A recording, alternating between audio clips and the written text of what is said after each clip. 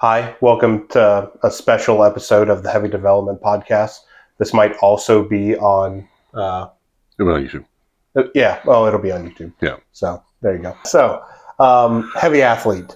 Now that Heavy Athlete has effectively partnered with some of the largest organizations and game runners in our sport, we thought it was probably a good time to actually introduce ourselves and say who we are and what we're doing and why we're doing it.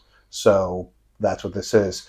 We started almost exactly a year ago, and so this is both our year in review, our introduction, and what's to come. So that's what we're doing. Let's start with why who we are and why the website even exists in the first place. This is Matthew McDougall. Hello. Pro Highland Games athlete. Indeed. I'm his brother, Michael McDougall. Hello. Thank you. Not Pro Highland Games athlete, not Highland Games athlete. When Matthew was going pro last year, or about to go pro last year, he was looking at NASGA, and we started seeing all the flaws. And when you're actually trying to make money at something, it matters more. Yeah, make money, qualify for Worlds, see where you actually line up against guys, both U.S. and everywhere in the world. It got less and less clear what actually mattered, what games mattered for qualifying for what competitions, how rankings were taken in, how they were put in, and just what the general rules of our sport were. How you progress was very, very unclear. Right. And so Matthew, being headstrong, said, I can fix NASGA, or my brother knows programming. And so he wrote me in, and I looked at it and I said I could replace NASGA in about 3 months, and that would be that. And you can either pay me to do that for you, or thanks for the idea, but this is mine now. And because I think it could actually make money on its own. And wouldn't that be really cool if we had the website for the sport actually make enough money to pay somebody to maintain it? Then it'll be able to maintain itself for years instead of being a really cool passion project for a couple of months and then fading into obscurity, as is kind of the inevitable course of action if you don't have somebody actually working on it. So that's why Heavy Athlete exists. That's who we are. That's why it exists. I am the only person that works on Heavy Athlete. I am working on Heavy Athlete full time. I have final say on what actually happens on Heavy Athlete. Nobody else does. Not even Matt, because like I said, I took the project over. It's my project. It's owned by my business. It's me. However, there are many people that actually, influence it, Matt being chief amongst them. But there are other people in that list. We have worked with and partnered with Masters Worlds, which I'm sure you've seen their logo on our homepage. We have just recently partnered with Celtic Classic to host their rankings. Which we'll get to in a second. Which we will talk about more in a moment. Before Celtic Classic, right around the same time as Masters Worlds, we also got with Broken Caber, which does all of the adaptive rankings for the sport. We've also recently gotten with Lightweight Worlds to do the same thing for them. And what I want to say about all of them in particular is that I am not Masters Worlds. I am not Celtic Classic. I am not Lightweight Worlds. I am not Broken Caber. I am not NASGA. I am not Scottish Scores. I am Heavy Athlete. I have no say in how any of those other organizations are run. I have no say in how their games are run. I have a say and the final say in how the database operates. But that's it. While they have and they don't have a say in how these things run, they have a say in how their rankings are displayed. And I've worked very closely with all of those organizations, except NASGA and Scottish Scores because they're not hosting games, to make sure that the rankings that are displayed for them are exactly what they want and tailored to their particular needs. But I'm not them. I don't have a say with their boards. They don't have a say with my board, which is me. Just other good organizations that we have partnered with because they're pushing the sport forward and they see that we're pushing the sport forward as well. Yeah. Miss anything there? No. Yeah, they have chosen to use us as a platform because you can actually get a hold of Michael, of me, to ask questions, make changes, push developments as far as the rankings, as far as how the scores are kept, as far as signups go. They've chosen us because we're a better product than NASCA. And now that we have gotten these people, we're no longer going to be pushing to or from NASCA, or at least from NASCA. But pulling from NASCA. Correct. The option to push to NASCA will still exist for as long as NASCA does, because it requires literally no code changes. It would actually require a code change for me to remove the ability. Sure. So I am not attempting to fracture the ecosystem, but there's no longer any reason for you to be putting data into NASCA. Everybody at the highest level, the competitions that your athletes are trying to qualify for, they're looking at us. So don't put it into NASCA and then force me to pull it. While I have automated that to an incredible degree, there are still edge cases because NASCA is Old. It's old.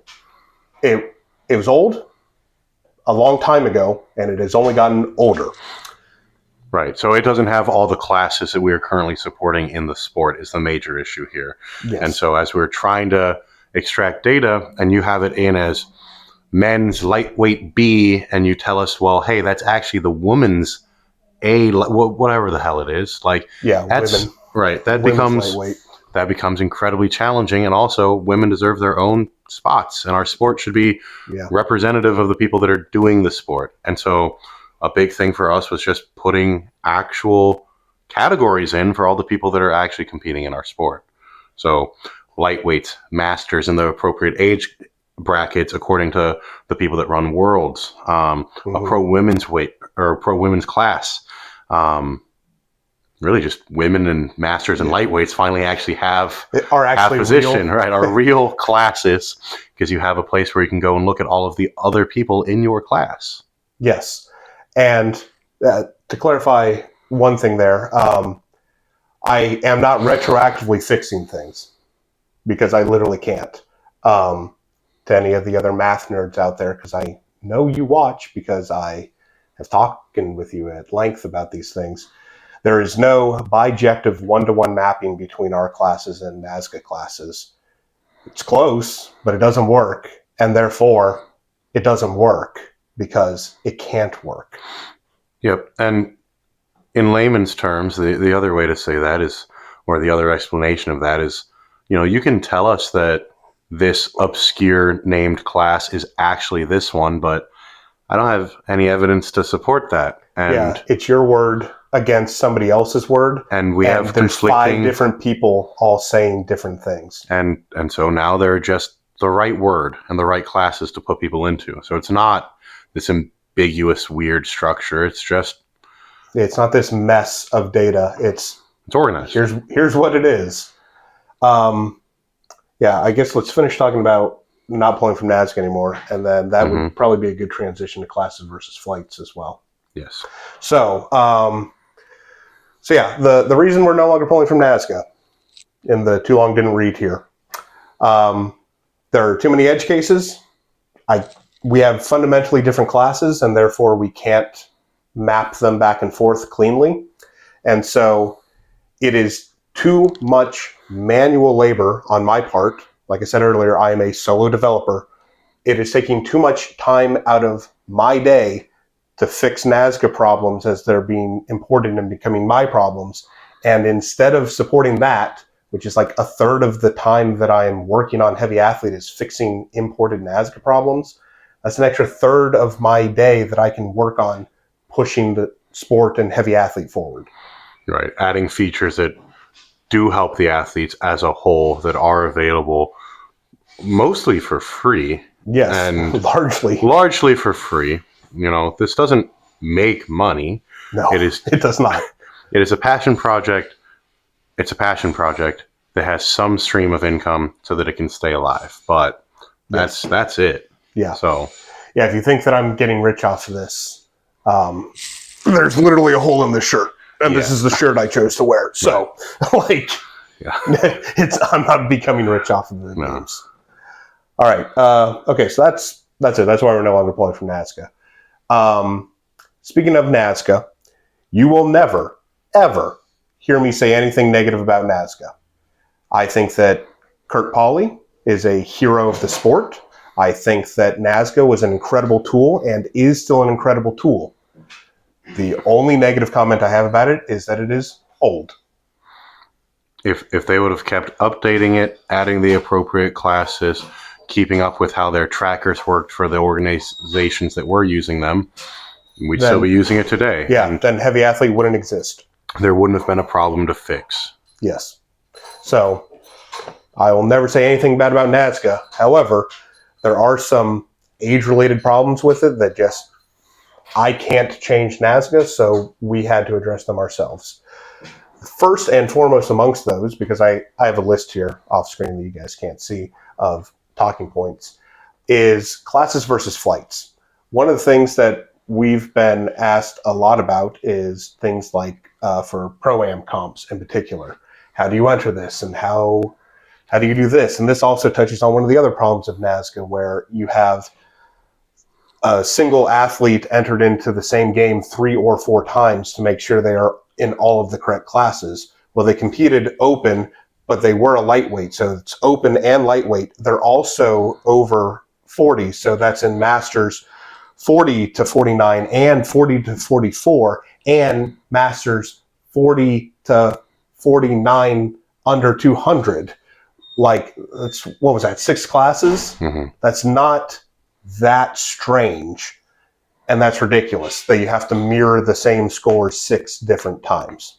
So that was one of the major problems that we solved, and the solution to that is separating the concept of classes versus flights, which is something that is eminently obvious to most people from track that seems to just not make the transition to Highland Games athletes. So now you want to explain class versus flights? Yeah, so your class is the group of athletes that you are being scored against, right? So, for example, pro, lightweight men, masters women, 40 to 45, right? Like, that is your class that you are in. The flight is what group of people you are throwing beside on the field. For example, if we're grouping up people by the premier classes, right? Let's say we have a pro women's class and a men's A class, and they're throwing together in one group, in one flight. They're not going to be scored against each other. Even if the AD has grouped them together, they're still going to be scored in their respective groupings, right? So yeah, I think the easiest way to say it is classes exist for rankings. Right. We don't score women against men. Even if you throw together on the same field in the same group, if you only have one judge who's saying, all right, women and masters, you're throwing lightweight right now, go. The masters and the women are in fundamentally separate groups when it comes to rankings. Flights are that on-field organization. Right. And on Heavy Athlete, they can be whatever the AD wants them to be. So if you want to just say masters men or masters women or masters and have all the masters throw together, or you want to have juniors, or you want to have novices, or you want to have whatever, you want to have pro-am, you want to have teams, you can do whatever you want. It's just a grouping of athletes that existed on the field. I, as a database, don't care about it. What I, as a database, care about is the classes. That's where the scores go for rankings. Flights is just how you grouped people on the field, and I'll let you represent that on your game page as well. Right. So the information that's important for athletes is just your rankings and how that ends up, and then your placement in games. And that's an AD decision, how he wants to group people. So that's really the big difference is, as an athlete, all that matters is what your... Yeah, did I podium the game? Yeah, did I podium the game? And did I improve my standing overall? Overall in the rankings. And you will always be in the right rankings, right? Yeah. Flights is just how you're organized. Yeah, the class gets you into the right overall rankings. The flight determines podium on the field. Yeah. Maybe if ADs choose to use it that way. If they choose it for teams, then different. But yes. Okay, I think that's that. I think I've talked about classes and flights to death before. So, what else? Yeah, just start at the top. So yeah, and I'll edit this. Yeah, the other big difference between us and NASGA, which was the North American Scottish Games Association, is that we're not North American. This is an international database. There will be options to see just by America or just by your nation, but we are an international rankings database. Anyone can use us for free to put in any nation's scores. Yes, and that already exists. Like, that's not a coming feature. That was by design, day one. Mm-hmm. That was done in January of this year.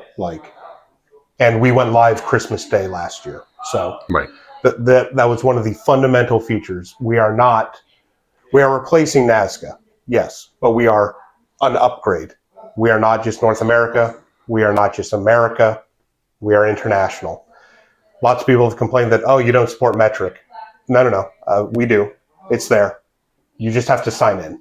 If you sign in, then you can change between freedom units and metric at the click of a button on literally every page. But I am an American, so I'm going to subject the rest of the world to freedom units by default. There is an option to escape them, though, if you don't like them. That's perfectly fine.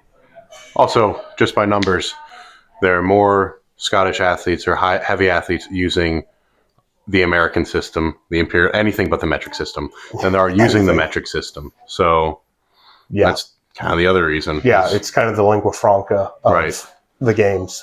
Sorry, just by volume. Right. But yes, we are an international organization. It's why some of the things that people have asked about haven't happened yet. I'm trying to not be sued in the EU. So, I've had these concerns for a year now. But yeah, it's not one of the things you have to wait for, blah, blah. You can use it in Africa. It doesn't matter. Who cares? Mm-hmm. It's the internet, guys. Right. You can enter whatever you want.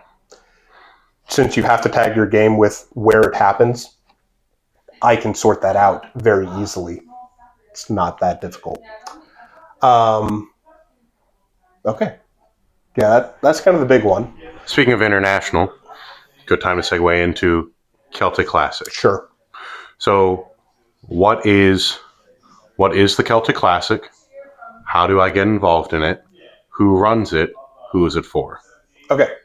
So, Celtic Classic is I got to say it right. It's not the North American Championships. It is the American Pro Men Championships. It is USA, and it is run by... Hello? I don't want to say it because I have forgotten the name and I don't have it written down in front of me, but there's an actual organization. There's an actual business. It's an acronym. I don't remember the actual words, but they're the ones that run it. And they run the largest, or one of the largest, if not the largest, Scottish festivals in America. And to them, the Highland Games component, the heavy athletics component, is an important part and a big part of the games, but it's not the only thing that they are doing.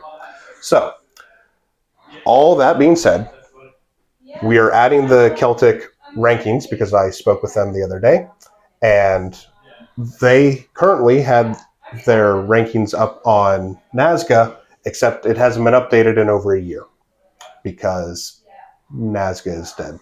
So, which is one of the other frustrating parts, and why Heavy Athlete exists, is we had some really good tools that were being updated and used on Nazca.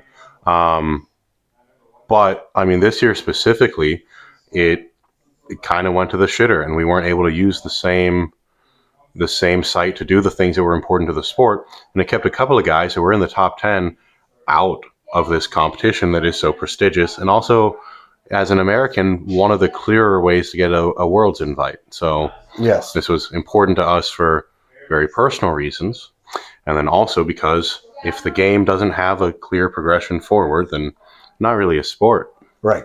So, kind of back to Celtic in particular. So, there's a rules section on the Celtic ranking on Nazca currently, and I'm assuming for as long as Nazca continues to exist. That same rules section is going to be on the heavy athlete rankings page for Celtic. The rules are fundamentally not changing. Some of the verbiage is changing, like there's things that reference Nazca in particular. Now they will say heavy athlete instead. There is a singular rule change, which I discussed with them, that, see ya. There's a singular rule change that I discussed with them that we are implementing, and it is to do with Caber. Their current system for Caber is unknown and unenforced on Nazca. It says how to do it, but the only place it says how to do it is right there in those rulings, and nobody does. And before you tell me, oh yeah, it's so obvious, like we've done that forever and that's how we enter the data. That's not how everybody uses that, because it was not obvious and it was not universally enforced. It was a hack solution that was put into place, and it cascaded into more problems than it actually solved. Yeah, sorry for the interruption. We got a very kind lunch delivery, so that took priorities. Where were we? Celtic, and the only rule change that's actually going into effect. Caber. Caber is currently a mess on how it's calculated on Nazca. It's 25 points for first place finishes, 15 points, I think, for second place finishes, and 5 or 10, I don't remember the number. For Celtic rankings. For Celtic rankings. And when you go and look at it, we have some of the best pros in the world with 0 points, which isn't impossible. They, could have come in fourth or worse for Caber on every event that they've done for a year. It's also highly unlikely.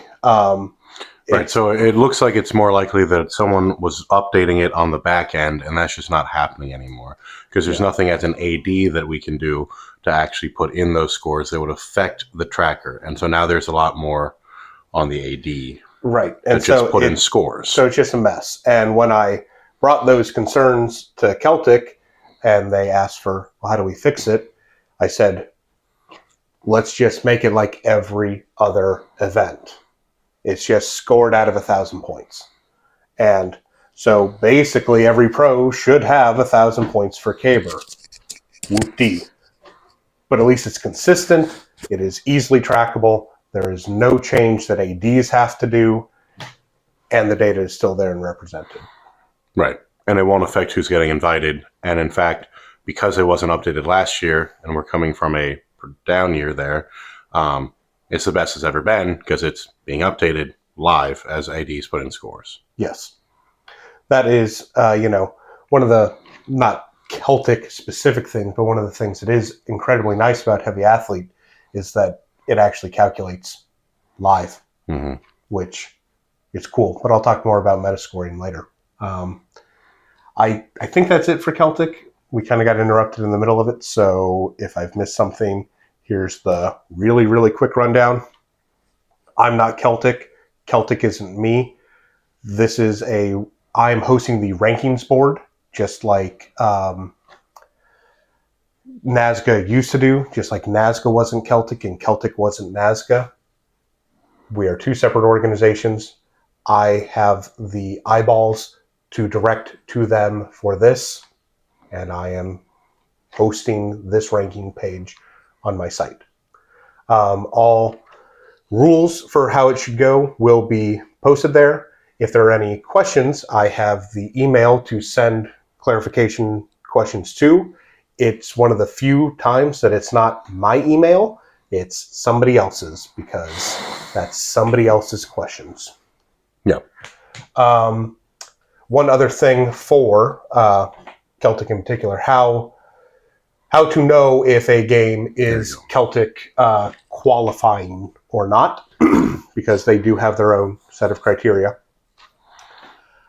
It's already in the system, you just can't see it yet, but I'll be making the button visible in the new year, so ADs can simply go in and check a box when they're creating a game or updating a game.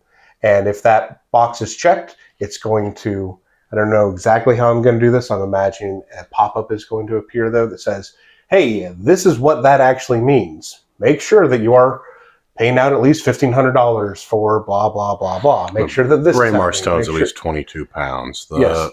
There's a list of criteria. All of their criteria, that's going to, again, I don't know the exact mechanism that I'm going to display it, so don't quote me. But I'm thinking it's going to be a pop-up that says, hey, you check this box. That means you've done this, yes or no.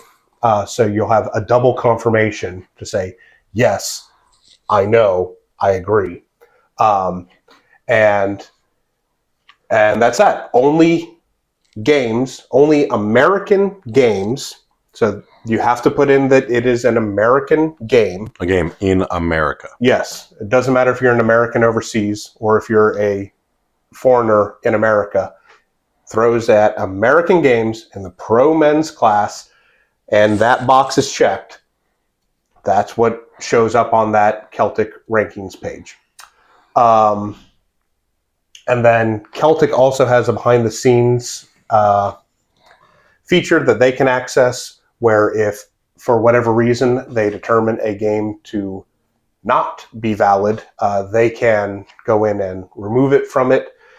If they do, then they have to provide a message saying why it did not qualify, and that will just be public information. So there you have it. There, no ambiguity, no questions. Just here it is. This is why it didn't work. It's probably going to be user error most of the time. They have their criteria and they're allowed to enforce them, which I think brings us to one of the other next things to talk about. We and nobody else are a government for the Highland Games. There simply isn't one. The Highland Games is a whole bunch of small, disconnected kingdoms, and none of them have a king, and I do not want to be that king. I want to be the lovable mascot. I want Marty to be the lovable mascot. But that's about it.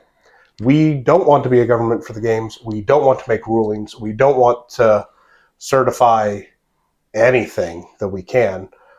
We want to be the database. We want to be the information nexus. We want to make it easy for new athletes to get connected to their own local groups. We want to make it easy for those local groups to communicate amongst each other. And we want to make it easy for everybody to have fair and equal access to all the information that we have. But that's it. We are not trying to become a government for the games. We are deeply, deeply anti-authority. So, yeah, we are a logistics and data company. That's what we do. That's it. There will be... I'm one of those .com companies from the 90s, except it's 30 years later. We want to provide more information and clarity on the information that is out there. We have no interest in running games. In fact, I'm stepping away from being an athletic director to pass it on to other people. Like, we have no stake in games being run. We have no stake in any of it. Yeah. We're just trying to help the community in the best way we can. For Matthew, that's mostly as an athlete. For me as a non-athlete, my autism is numbers and dinosaurs. Right. You're not getting the dinosaurs. Right. Athlete and educator, logistics and programming. So that's it. That's all we are. Yes. So if you have questions, send them to us. We will gladly help get you in contact with the best people we can get you in contact with. But please don't be offended when we push you off to other people. It's that we are trying to connect you with the correct people, and it ain't us. Right. Like if you have a specific sports history question that you want to know about the games, you're trying to figure that out, and you DM us, we're going to try to put you in touch with the right person. But I've been in the games for 4 years. I don't know. Yeah. Michael has been in the games for 1 year. 1 year, so he doesn't know. We're trying to connect you to these people because we have the same questions. Yes. Well, whatever your problems with the games are, trust us, We've had ours are them. more profound. Like, we're trying. Okay, so yeah, let me cross that off the list. To that point, one of the things that Nazca has, which is one of the few things I have yet to emulate, is a proper description of all the rules of the game. And good God, I don't want to just copy it because that's not right. I also don't want to just write my own rules for the game because, like Matt just said, he's been in 4 years, I've been in 1 year. Again, it's not right. It's inappropriate. So, Backyard Rebellion has recently undertaken the noble task of trying to modernize the rules of the game. They have acquired a copy of the handwritten rule books from way back when. So that's who we are going to mirror.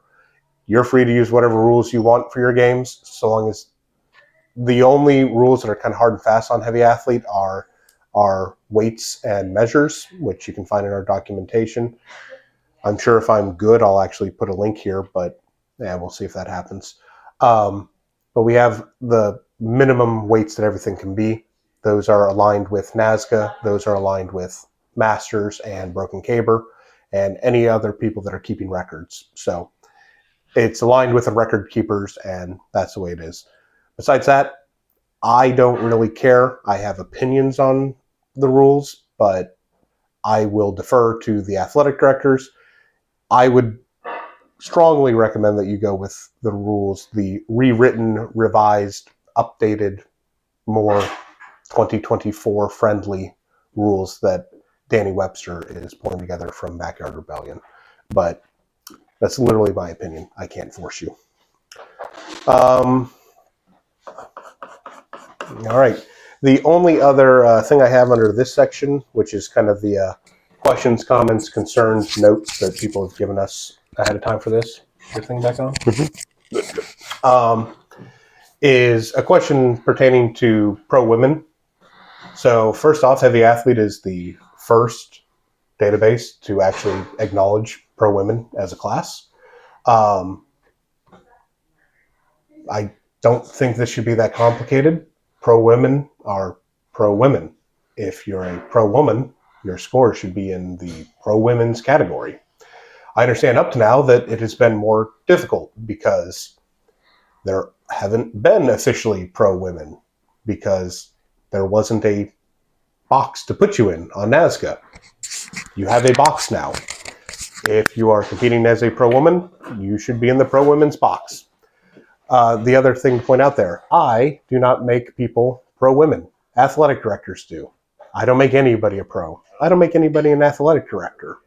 Athletic directors make themselves and they make pros. So if you have any questions, please feel free to send them in, but I don't think it should be that hard. Okay. So I think that covers all of the various questions, comments, concerns that people have had and brought up over time. So now I'd like to kind of do the year in review, because like I said, we've only been around for less than a year at time of recording, and we've done a lot, or I've done a lot, and I'd kind of like to brag about it a little and tell you guys. So first thing that we've done, obviously the most important, we've done the database. Our database is the largest Highland Games database in the world, period. Before us, it was Nazca. I have every game that Nazca has, and I have games that Nazca doesn't. So I am the largest. I have more data than anybody else, and it's all free. It's all available. The other thing that I should point out at this point, even though I've said it many, many times before, kind of crosses the line between this and questions, comments, concerns. Anything that was free on Nazca or on Cabermetrics is free on Heavy Athlete. It will always be free on Heavy Athlete. The end. Anything that wasn't on them, I can charge for. But I have every feature on Nazca and Cabermetrics hosted on Heavy Athlete for free, and it will always be free. Free forever. Free as in freedom. I don't know how else to say this more clearly. It's free. That's that. So, yes, we have the largest database. It is available for free, and it's better than the other ones. It's faster. It's cooler. It gives you more. I have more things than they had, also for free. I have things that you don't have to pay for that they didn't, which I could have charged for, but I decided not to because I wanted to make just a good product for the people to have. So that is the database. In order to get the most out of the database, you need to create a Heavy Athlete profile. It is free. Again, free as in freedom. Just do it. Sign up, and then when you sign up, you will get an email from Marty the Scottish Mermaid. That is our mascot. Read through it. It has a link to the guide that walks you through everything you could possibly have a question about to get everything set up properly so that you have no issues and have a great experience on the site. The only thing that you really have to do after making your account is claim your historical scores. The reason for this is one of the other problems that I have inherited from Nazca. In Nazca, athletes are stored as just their name. So if your name was entered incorrectly at any point on Nazca, then you are multiple athletes on Nazca with, where was I? If your name was ever entered incorrectly on Nazca, then you have multiple Nazca athletes under your, that all have scores that should be under you. And that's a pain. It means that it's not as accurate. It means that there's kind of a mess in trying to pull everybody's scores together. So on Heavy Athlete, you can claim all of the different misspellings. Ladies, if you've married and your last name has changed, or if it's just changed for any other reason, you can claim all the different spellings, and they will all be gathered all into one place. It'll be retroactively updated in old games, or it should be, and it will just reflect what is currently accurate so that people can find your scores, and so that you have access to all of your scores, and they all magically find their way to the correct spot. Again, that's free. The instructions get emailed to you as soon as you sign up for a Heavy Athlete account, which is, again, free. Go do that. It is literally impossible for me to reconcile all of these minor errors in the database because there's 22,000-ish athletes in the database, and I don't know all of you personally. I don't know how your names have changed and been misspelled over the years. Go claim them. It's pretty easy. It takes only a minute or two. All right, so that's that. Other things that we have done which are, of interest to people. I recently got a question, like only yesterday, about finding games on Heavy Athlete. Very top of the homepage, there's two different methods to finding games. The one will show you all the games that are in the future for Heavy Athlete, or that have already been set up on Heavy Athlete, including direct links to registration and to view the game. The game page itself also has multiple links for registering for the game. You can also, on that page, refine the search for games that are only within X many miles of you.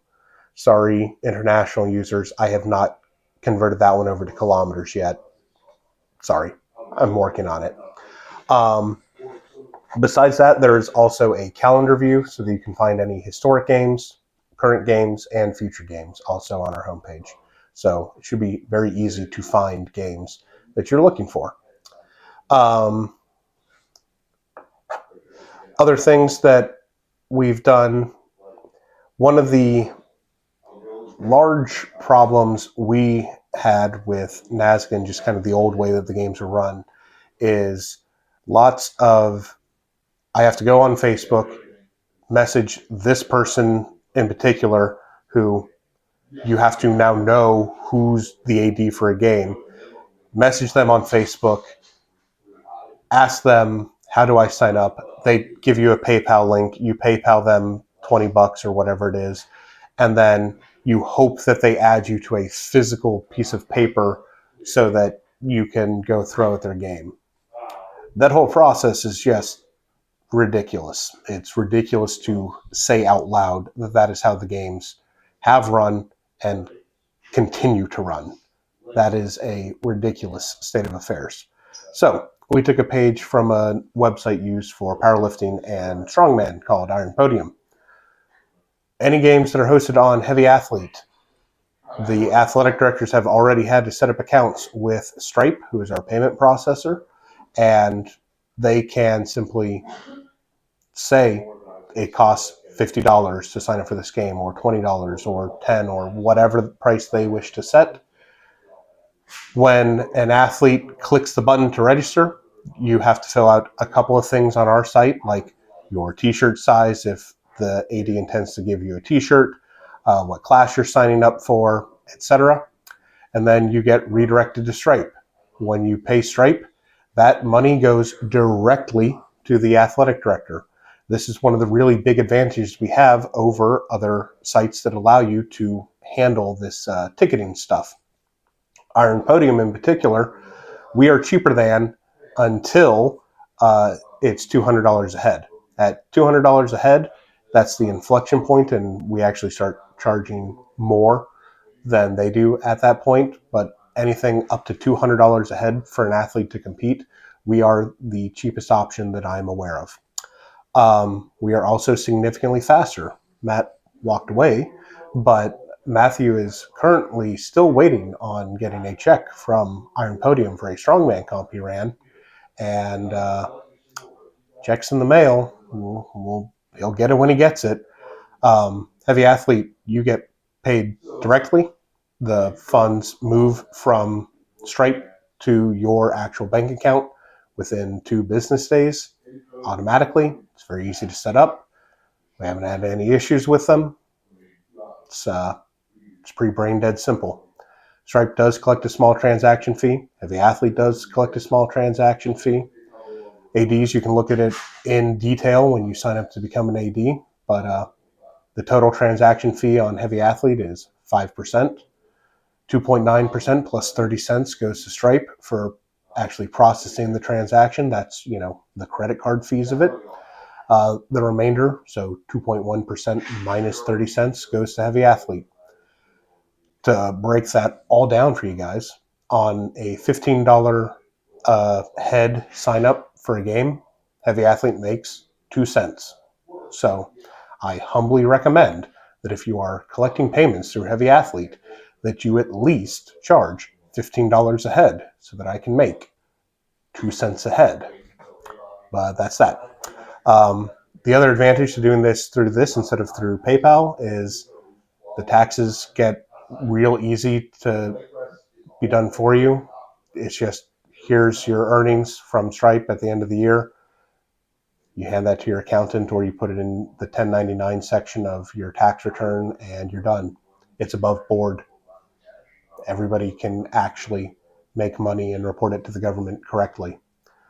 Again, like we said earlier, deeply anti-authoritarian, but I also don't fight the IRS. So that's that. Athletes can sign up directly for games. ADs, you want to be using this. It makes your life easier. You don't actually pay me anything, ADs.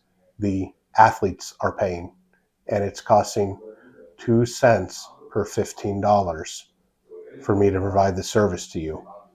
Please, I can't go any cheaper than that. Just use the service. That alone is enough to keep the lights on at Heavy Athlete. So, speaking of other ways that we make money, we have also recently released our merch store. Please go buy some stuff. All of it is made in-house. We have a screen printer. We have other shirt making stuff. So all the shirts are made by me, by hand. We also have a laser engraver. So those bottle openers and the pro slash athlete cards, they're really cool. They have a QR code on the back that links to all of your scores. They're really, really neat. If Matt was here, I'd have him hold up, his card because they're really cool. Actually, you know what? I have, oh, my wallet's out there. Never mind. I have 2 cards that I made today that I need to mail out, but they're sitting in the other room. So sorry. Yeah, don't feel like you have to buy any merch from us, but the merch is made in-house by me, and I mail it as fast as I make it. So please consider it. Other interesting things that we've done in the past year. We have set up actually proper rankings by class. We kind of talked about this in some of the other concern stuff, but our classes represent the current classes that are recognized by the people running the largest games for each of these classes. So they are kind of the actual classes that should exist. And our rankings are unique to each of those classes. One of the things to kind of jump forward and talk about what we're doing in the future is we have always hated that everybody is compared against the pro men's records. That's a little ridiculous. It makes sense for amateur men to be compared against the pro men's records. It does not make sense comparing masters to pro men. It also doesn't make sense to compare women to pro men. That just doesn't make sense. So starting in 2025, we are using other people's world records. These various organizations that we've partnered with have copies of the world records, and those will be what we use moving forward. So women, you will no longer be, shifted down by however many points because you're being compared against the men. You will now be compared against your fellow women, and everybody's scores should be actually a lot more readable in 2025 and moving forward. We will keep those up to date. Again, it's kind of out of sequence to talk about it now, but how world records are going to work moving forward.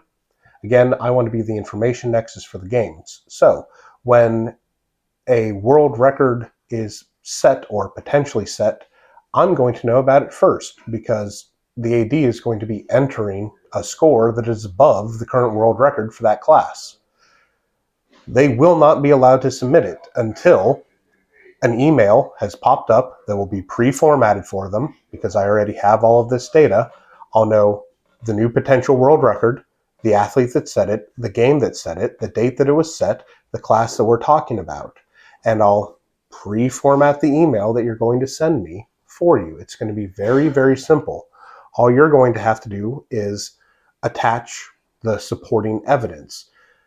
Various organizations have various standards to which they want that evidence provided. Some of them, it's okay to have whatever scale you have on the field. Others want it on a postal scale. Again, I'm not a government. I don't care about any of that. I'm going to provide you with the information you need to get those things certified correctly, and you will just have the ability to hit send on that email after you've provided the correct attachments. It comes to me. Yay, that'll be awesome. Then I will send it to the correct organization, and they will certify it or deny it as they see fit. And that's that. So the other thing is those records will not affect the rankings for the year they are set in because rankings are based off of a percentage of the world record. But instead of being 100%, we're doing it out of 1,000 points. They will go into effect the following year so that we don't change people's scores out from under them mid-year. It'll wait until the next year. I have to give myself a little bit of a grace period in doing these things. So each year during January, I reserve the right to change the records so that I conform to what these other record-keeping bodies are actually reporting. But that's that. By January 31st each year, the records for that year will be set in stone. and then anything past that goes towards the next year. Cool. I think that covers that. One of the other really, really fun things that we've done is actually being able to establish the all-time rankings on Heavy Athlete. This is one of those things that I've wanted to do for a long time as kind of a data nerd, that was nearly impossible to do on NASGA. Cabermetrics, if I remember right, kind of had it, but their way of reconciling classes was not as good. It's not to say anything bad about Cabermetrics. I absolutely love the site. I stole a lot of inspiration from Cabermetrics. It's just a really, really hard problem to try to reconcile the NASGA classes with any amount of sense. So the all-time rankings are really cool. You can check them out on Heavy Athlete. They're live. And please notice how incredibly fast they are. That was months, at least a month and a half of engineering work to get them that fast. When you realize that we are at almost 1 million throws in the database, and I can tell you within a tenth of a second the best throws of all time out of almost 1 million throws, there was a lot that went into that. So please, check it out and enjoy them. They're incredibly interesting in my view. Other things that we have done in this last year, you can actually have athlete profiles with photos. The main reason to have an athlete profile is to reconcile all of the NASGA data. You can claim all your historical scores and bring them all into one place, and now it's all happy, and you're not 6 different people in the database. You're just one. The other reason to do it is you can actually upload a profile picture. If you look at mine, there's a picture of me wearing a Heavy Athlete shirt. And you can provide a description of yourself, just a text description. You can write whatever you want in there, no profanity. If you upload child porn, I will hand you over to the authorities. End of story. So please don't abuse this. But you can do whatever you want in those boxes. They're actually Markdown compliant, and there's a guide to how to use Markdown when you're editing that box. So you can insert links to other things. If you want to link your socials there, go for it. Have fun. If you want to link your own website because you're an athletic director doing this, please do. That's why it's there. That's why I put in the extra effort to let you put in links so that you can put in links. Those athlete profiles are going to be more important for something I'm going to talk about for one of our future things, but please go in, modify your profiles, claim all your historical data, say something about yourself, and upload a photo so that people can, attach a face to the name, and we can record these things for posterity. One of the other really major things that we've done in this year is we have a whole set of premium features on Heavy Athlete. Like I mentioned before, anything that's on NASGA or Cabermetrics for free is free on us forever. Anything that wasn't free on NASGA or Cabermetrics, fair game for me to try to make some money on. You can become a premium member for $5 a month or $50 a year. It works out to basically the same for me at the end of the year when I collect it from Stripe. So either one, you can technically save $10 for yourself if you pay up front. What that gets you access to is a side-by-side comparison of athletes, which is basically allows you to create a custom game, but instead of having the events here and the athletes here, it has the events here and the athletes here. It's just a rotated game that you can pull athletes in. And that will also let you call out custom restrictions on the athletes. You can compare people's all-time best in certain date ranges. You can compare their 50th percentile, their 75th percentile, etc. There's a lot of statistical stuff if you're trying to figure out who is more likely to win, and I have other features planned for it to make it even more predictive in its powers on given these scores, who is the most likely to win in a theoretical Highland Games. So you can try to, outmaneuver your opponents and see, hey, what numbers do I need to hit? How consistently do I need to hit them before I really stand a chance against these other guys as you're trying to move up the rankings? The other thing that is available under our premium features right now is what we are calling Throw Replay, which you might have seen on our Instagram. The development for that was filled with hilarious bugs. Throw Replay is a modeling system that you take a video of yourself performing a throw, you send it into Heavy Athlete, we run our model on it, we send you back the video and the model itself, and so you get a wireframe of yourself executing the throw, which lets you see where things were in a little bit better detail. The more interesting feature is then we can replay that wireframe model not on a video, but in a video game, effectively, that runs on your phone. And you can move around yourself in three-dimensional space. So you can take the video from the side, and then you can replay it while standing on top looking down. So you can get a bird's eye view of your throw from a side view of a camera, or record from the back and then watch from the side, or watch yourself from the other side. And you can zoom in incredibly so you can see, oh, my ankle hit here. I didn't mean for it to hit here. It's a really interesting and powerful coaching tool, and it is available on Heavy Athlete for $5 a month. Please subscribe and you can use it yourself. That is basically everything I have for what we have done so far for Heavy Athlete. All right, so that's what we've done so far, and we've done all of that in less than a year. Again, Christmas Day is when the site went live last year, so kind of remarkable. In no particular order, I also have some things to look for in the coming year. All right, sorry for the massive continuity break, but we ran out of storage space on my phone, so today is now tomorrow, and Matt's not here. Blue shirt, sorry, you just have to deal with it. I don't know exactly where the data got lost, but I'm just going to redo what we're talking about for the future. So,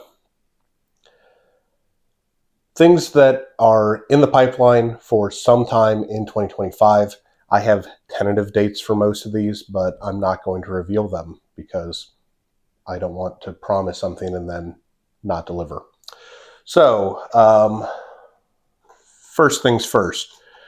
We have a bunch of new features in the pipeline to help make Dean a game significantly better.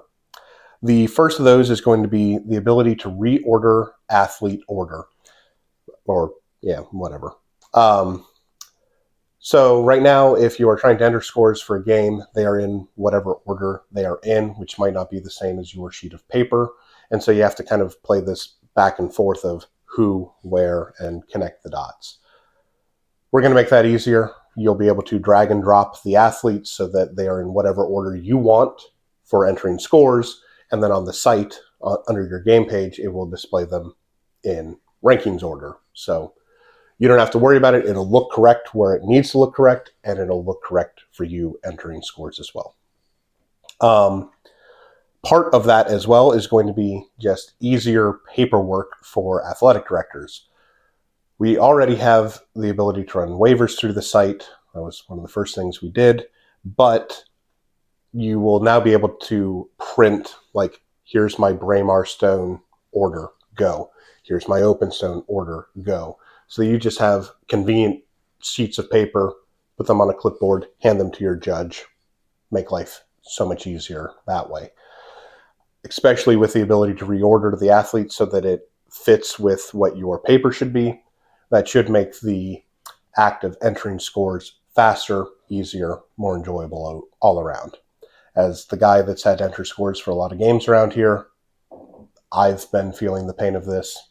It's sooner on the list than some of these other things. All of that will also get eclipsed by the live scoring feature, which I have talked about a little bit before. It required several massive improvements to how Heavy Athlete treats its data to make live scoring work at the level that I want it to work. If it's not an absolutely incredible thing, then people aren't going to switch to it. People are always going to use pen and paper for the Highland games, I think. But I think that live scoring will be a viable alternative. I think that a lot of people will start switching to it because of the incredible advantages it can offer. One of the major complaints that I've gotten from athletic directors is something I am unwilling to budge on. They want to be able to delegate so that other people can enter scores on their behalf. I will not budge on that, ever. The answer is simply no. That being said, this is how we do that, where we're both happy. So with the live scoring system on your phone, you will be able to download an app. I don't know what I'm going to call it yet, but it'll be free, like basically everything for athletic directors is. And on that app, you as the athletic director will sign into Heavy Athlete, and now you have a list of your games. Other people that are on the app will sign in to Heavy Athlete as well, just so that I, know who they are as well.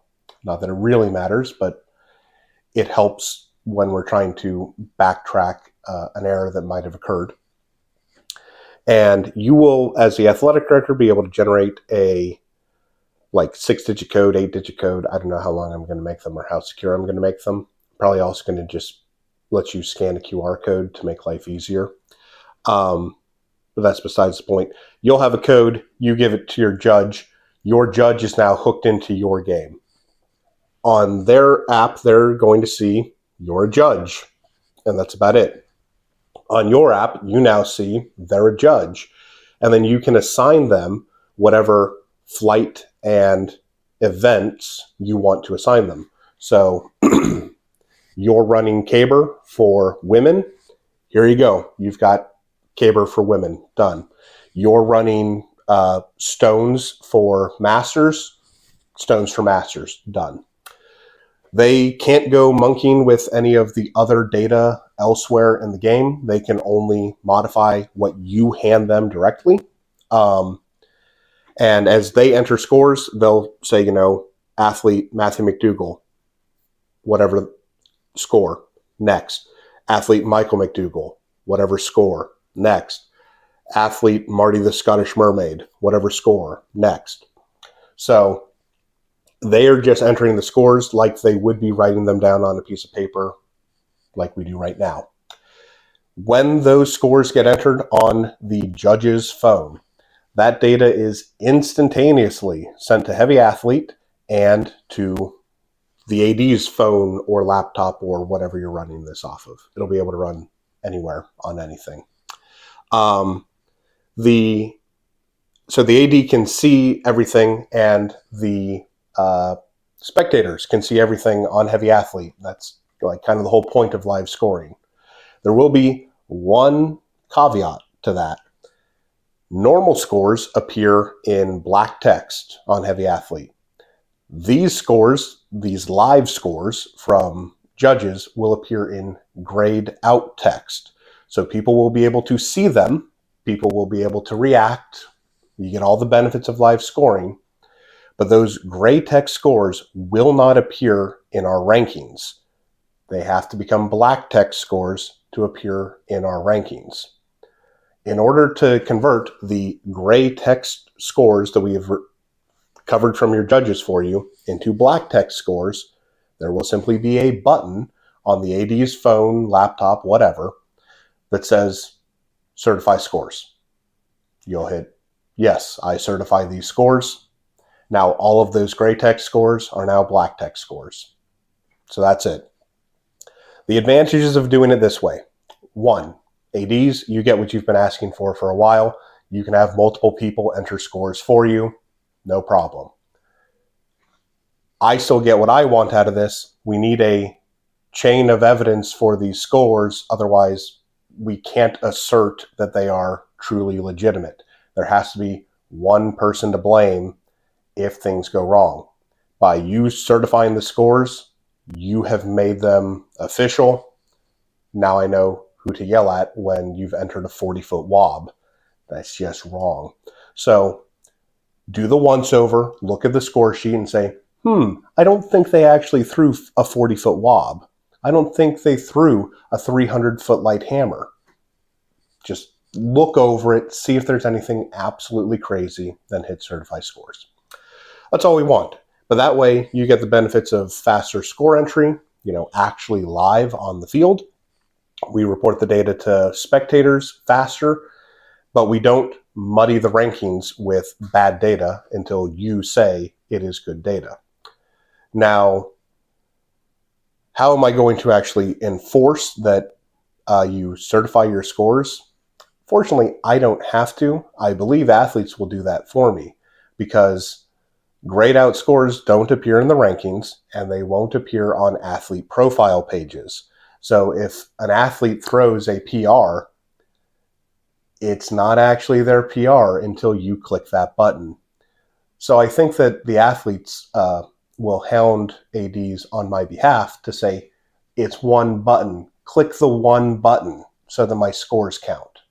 So there you have it. I'm not trying to strong arm anybody, but I'm trying to streamline this and make it as easy and efficient as possible. But there are different roles that everybody has to play. And ADs, I'm trying to make this super easy for you, but I need you to click one button. Okay, so that's most of the live scoring system, but there is another very key component to it that I want to highlight. It's cool that judges will have their version of the app and they can enter scores, and ADs will have their version of the app and they can look at scores.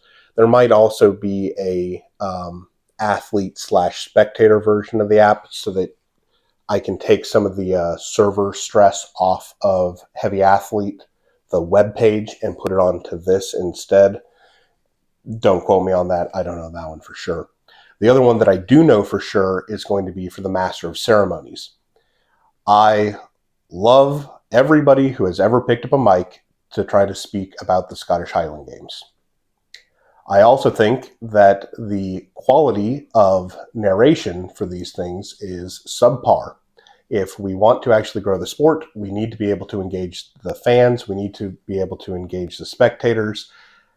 And I understand most games do not have a dedicated person that's really, really good at being the MC. That is a privilege very few games get to experience. I want to make it easier for both the good MCs we already have and any new MCs that get minted on the spot at these games.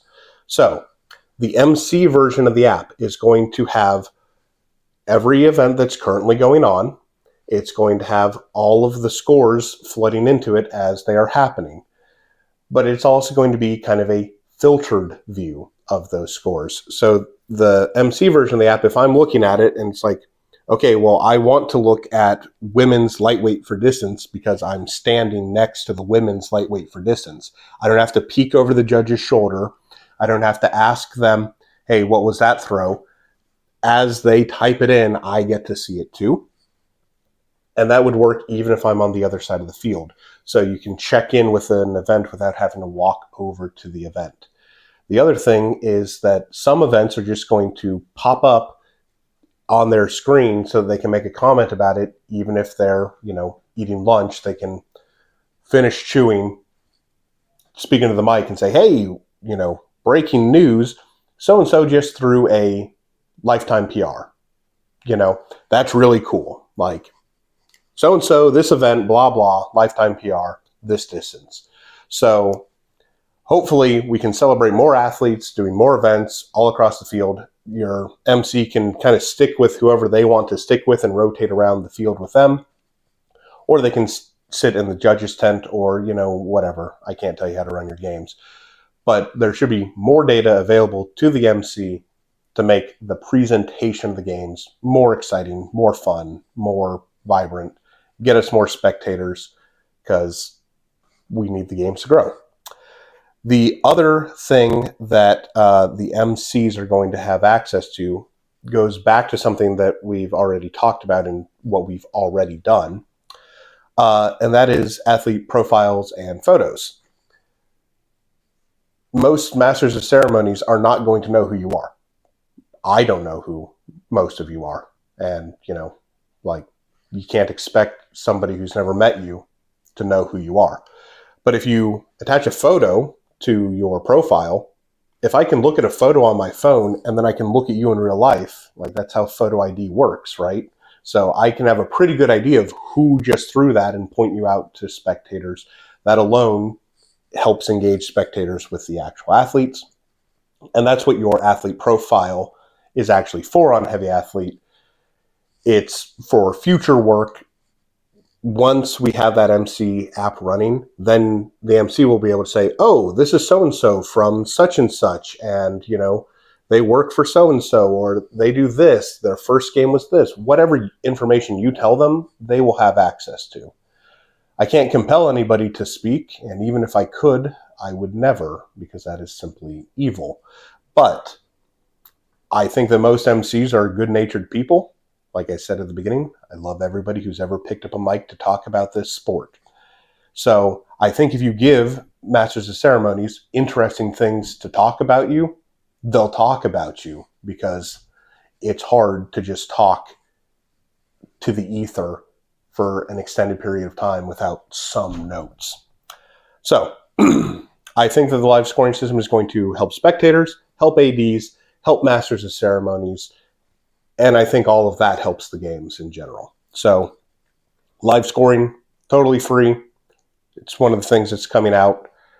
I'm not going to give you an exact date because I'm sure there are problems. I've worked out most of the problems, but I'm sure there are problems that I haven't even encountered yet. So that kind of wraps up the AD features. That's most of what ADs can expect to see coming down the pipeline for 2025. The only other thing that comes to mind there is something to do with game organization. I'm going to be reworking the flights interface and the maximum number of athletes per game interface. Right now, there's just a number that you can set for how many athletes you can have. Most people, by default, it's set to -1, which means you can have infinite athletes, because if you're doing this in a field, it's in a field. It's however many athletes you can fit on the field.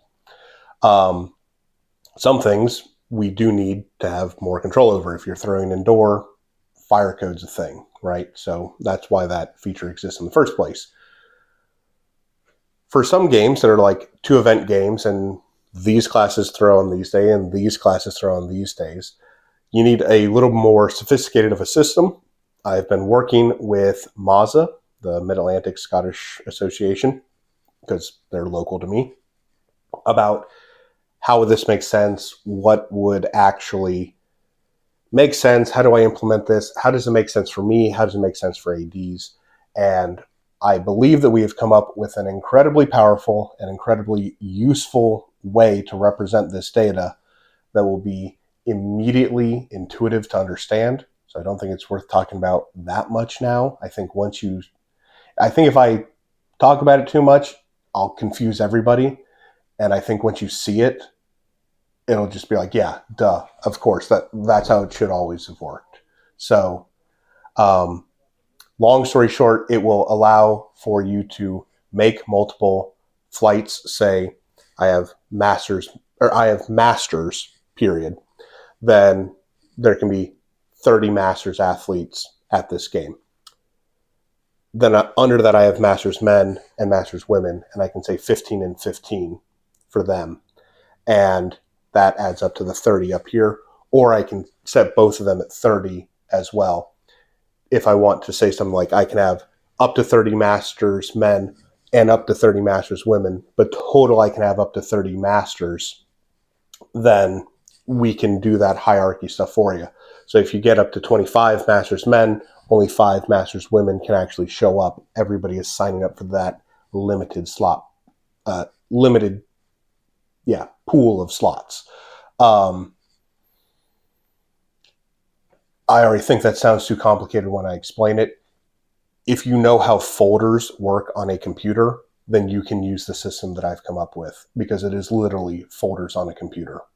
And I don't want to explain it too much, because I think seeing it is incredibly intuitive and obvious. And talking about it, it's witchcraft. But that's most of what I do. So just continue to trust that I'm working on something to make that easier and more accessible for everybody. And that is really it for AD features. Other things in the pipeline for 2025. I talked yesterday about Throw Replay and how it is already amazing and really, really cool. While it is amazing and really, really cool, kind of the interface for it is lackluster. It is still kind of tedious to get the video to me so that it can be processed and back to you. That's still clunky, and I'm aware of that. So that will be something that I am working on streamlining to make it much, much easier. If you have your phone set up to record yourself while you are taking practice throws, basically you should be able to do that in the Throw Replay app and just go and clip and send and done. And, a minute later, you should have your video back. So I'm aware of the problems with Throw Replay. There's nothing wrong with the actual technology behind it. That is very sound. It's more to do with the user interface and streamlining the experience. I'm aware of it. I'm working on it. To that effect, we also want to start having better availability for coaching connections and making connections with coaches on Heavy Athlete. One of the biggest, not really complaints, but one of the loudest things that I hear in the games is, wow, this looks awesome. Spectators talking about it. How do I get involved? Well, you find a local throws group and blah, blah, and cool. How do I find my local throws group? I don't know. I don't know. So I kind of tried to address that with the tag system, which certainly is good. It's also not a fully implemented solution towards this problem. So what I'd like to do is have a coaching section on Heavy Athlete, and much like ADs sign up to take money through Stripe for Heavy Athlete, coaches will have to do the same thing. Whether or not you ever actually charge somebody is up to you. I don't care. But I'm going to make sure that that option is available, because that's how the site makes money, is when money moves through it, we get a small cut of it. Like I said yesterday, 2.3% minus 30 cents is what we actually get to keep. Of the total amount of money that moves through it, 5% is lost. 2.3% minus 30 cents goes to me. 2.9% plus 30 cents goes, 2.1 for me, 2.9% plus 30 cents goes to Stripe for credit card transaction processing, which is cheaper than anybody else. And when I told Stripe how little I was charging, they kind of laughed. So anyway, but that should be a better way so that we can connect people to actual coaching. You can be anywhere, and through the magic of the internet, you can connect to a coach anywhere as well. Obviously, that is not a replacement for in-person throwing and joining a throwing group, but it's significantly easier as an internet-based company to connect people via the internet than to set up the local groups. Still trying to work on helping local groups grow their members and get those resources out to people, but this is what's coming first. The other things to help on that front, besides connecting people with coaches and then how you guys pay each other, is up to you. I literally wash my hands of it. We are releasing a bunch of free video resources, which, based off the current timeline, look like they're going to release sometime in January, just because time is limited and very busy trying to get the world records to move again for next year. We're going to be releasing these from several different pros. Obviously, Matthew's going to be doing a lot of them because, I can force him to do a lot of it for free.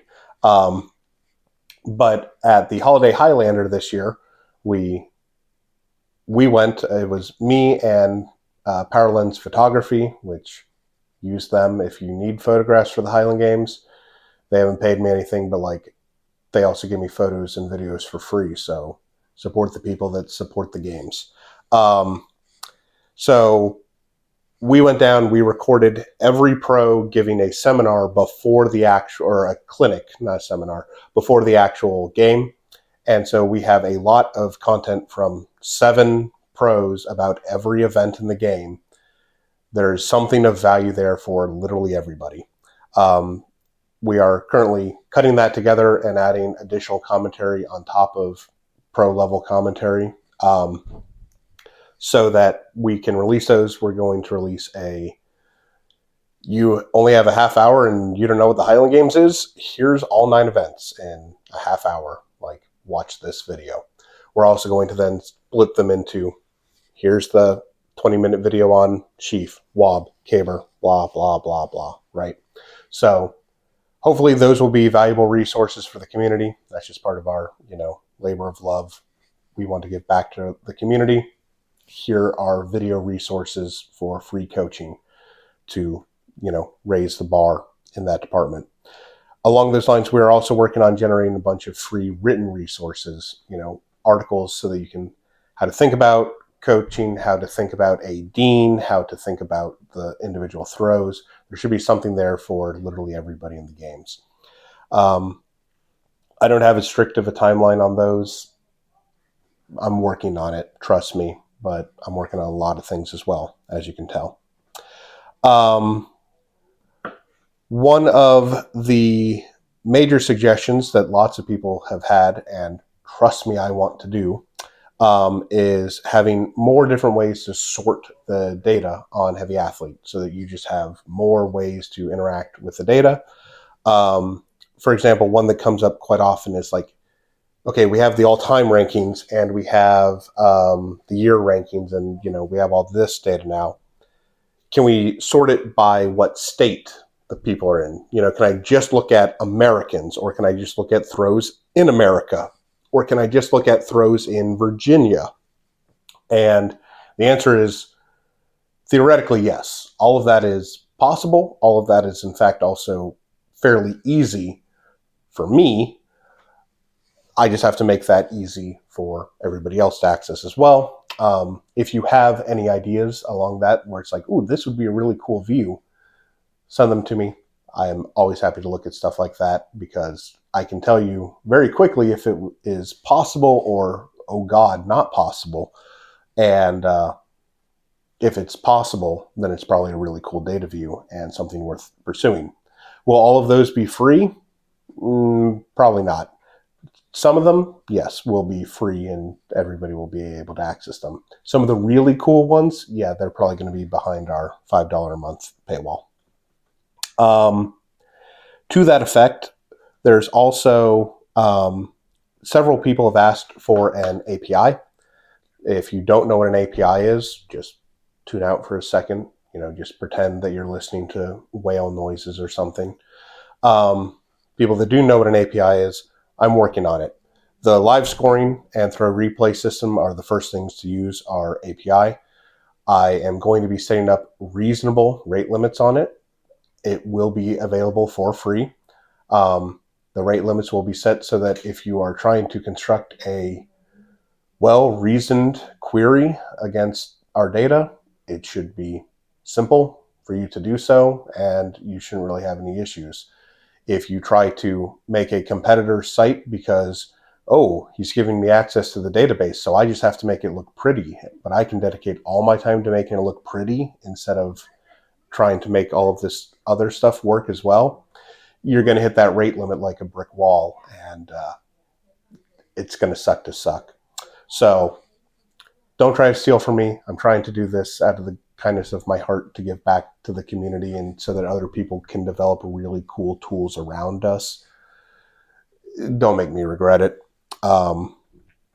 Okay. One more thing on that note that I have written down. So many people offer all sorts of stuff. Oh yeah, everybody that tuned out for APIs, you can tune back in now. No more whale noises. So many people so supportive of what we are doing. It is truly, truly humbling. And while I may not be able to express it correctly all of the time, I do appreciate all of the feedback, and I especially appreciate the criticisms leveled against Heavy Athlete. There is always legitimacy when people criticize us. It's something that we're clearly failing at, and I think so far that we have risen to each challenge and adapted and improved. What I really, really dislike is when people, really good-natured, well-meaning, well-intentioned folk, offer to help with Heavy Athlete. I have no issue with feature requests. I have no issue with bug reports. Please keep sending them. Send both. Love them to death. But when people offer to help actually do the programming and database management stuff, I haven't been able to articulate why I really dislike it for a long time, and I have finally managed to put the words together. So, first, don't harass these people. They are truly well-intentioned and good-meaning people. That's what makes this difficult to articulate. But this is my job. I am working on Heavy Athlete full-time, and so to approach me and to say, yeah, I can help with that, is just really, really, really rude. And I know that's not how you intend for it to come across. I do. I get it. And that's why it's hard to articulate why it's so rude. But if I walked into a building and spoke to the secretary and then told them how to do their job, it would be so rude. So please send me bug reports, send me feature requests. If you have some crazy idea of this is how I think I would implement it, I would love to talk theoreticals with you to help you learn, to help me learn. That's all great. I was a teacher before I did this. Love it. To say, how can I help? I know you don't mean it this way, but it implies that I am insufficient. And as the only guy working on this, yeah, that's really, really rude. So please stop that. All right. Anyway, side tangent, done. Another thing for the site in general coming in 2025, we already have the ability for athletes to have their profile photos. I also want to add game photos. I've spoken with a number of photographers at games, and like they go and they shoot a bunch of photos and record a bunch of video, and then most photographers and videographers have their own websites, and they have a couple of videos or photos up for free to try to rope you into buying the package that they've curated together from their shoot of the day. That's all wonderful. That's great. But it would be really nice if they could also advertise those photos somewhere else. So in talking to them, I think I've come up with a solution that would be good for ADs, good for the games, good for athletes, good for photographers. And that's going to be a games photos page that's going to be attached to the game page. So you can just, click a link, and now you're looking at photos taken of the game. Anybody will be able to upload them. Should be simple, nice and easy. And you're going to have a nice caption box so you can say, this was taken by so-and-so, put a link in to your other stuff. So if you're just, a amateur photographer snapping photos of the games, you can say, look at so-and-so. This was them throwing a PR. Like, great. That's wonderful. We should celebrate that. If you're a professional photographer and you want to say, yeah, shot at the Highland Games, this date, my name, here's my website if you want more, do it. Like, that's wonderful. That's great. Everybody gets to see more awesome photos of the game. Everybody gets to see, more cool stuff. Photographers get to advertise their services. I see this as just a win all around. One thing to mention, I don't know if I mentioned it yesterday about the athlete profile photos, but this applies there too. For the love of God, if anybody ever uploads child porn to one of these things, this is why I have all of your email addresses and your birthdays. I will hand you over to the cops so fucking fast. Do not make me deal with this headache. Okay, that aside, the last thing that I really want to add for 2025 is a general ticketing feature to Heavy Athlete. It is incredibly simple to host your game on Heavy Athlete and have athletes sign up and pay you and all that stuff.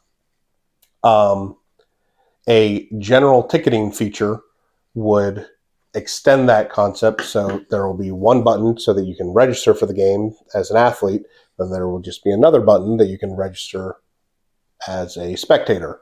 So you can say, here you go, $10 a head, $20 a head. I don't care. You can set whatever price you want. I can't control you. So same thing. I basically want to be Ticketmaster for the Highland Games with that. And I'm going to be cheaper than Ticketmaster or Iron Podium or anybody else as well. So, because that's what I do. So, yes, I want to add that. I don't think that's actually going to be terribly complicated, but that should be coming out sometime in 2025 to simply, again, make AD's life easier and to answer the question, well, how do I get involved in the games? Well, if you want to go to Highland Games, heavyathlete.com. You want to compete in Highland Games, heavyathlete.com. You want to learn more about Highland Games, heavyathlete.com. How do you know who's the best at the Highland Games? Heavyathlete.com. I want to be the answer to all of these questions. I want to be that information nexus for the games. And there's other things, but there's always other things. I could talk all day, and I already think this video is going to be over an hour, even after trimming it down. So I think that I've said enough for our 2025 plans. I'm sure other things will come out, and I will talk about them as they do. But that's it. I hope that everybody has a Merry Christmas and a Happy New Year. The site launched officially on Christmas Day last year. Not that anybody used this yet then, but Christmas Day is the birthday for Heavy Athlete, and I am so proud to have gotten all of this done within a year. I'm so proud and hopeful and excited for what we are going to be able to bring to you next year. I am so grateful to everybody that has supported us.